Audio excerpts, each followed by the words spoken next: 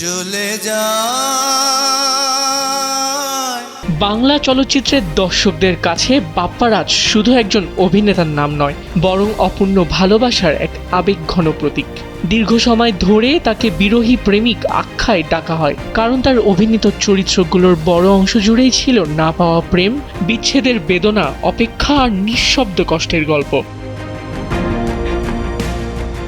৯০-এর দশক থেকে শুরু করে পরবর্তী সময়ের অসংখ্য জনপ্রিয় চলচ্চিত্রে বাপ্পারাজ এমন সব তরুণের চরিত্রে অভিনয় করেছেন যারা ভালোবাসে গভীরভাবে, কিন্তু শেষ পর্যন্ত ভালোবাসাকে ধরে রাখতে পারে না। তার কণ্ঠের বিষণ্ণতা, সংলাপ বলার ধীর আবেগী ভঙ্গি এবং চোখের অভিব্যক্তি দর্শকের মনে আলাদা অনুভূতি তৈরি করত।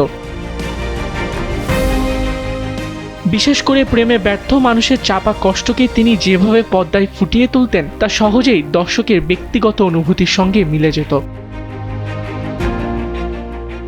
শুধু অভিনয় নয়, তার পর্দা উপস্থিতিতেও ছিল এক ধরনের নীরব বিষাদ, যা তাকে অন্যদের থেকে আলাদা করেছে। এ কারণেই প্রেম ও বিচ্ছেদ ভিত্তিক গল্পে নির্মাতাদের প্রথম সারির পছন্দ হয়ে ওঠেন তিনি। সময়ের সঙ্গে চলচ্চিত্রের ভাষা ও নির্মাণ বদলালেও বাপ্পারাজের বিরহী প্রেমিক ইমেজ এখনও বাংলা চলচ্চিত্রের দর্শকের কাছে এক বিশেষ আবেগের নাম। আবিদ খান, সময়ের আলো।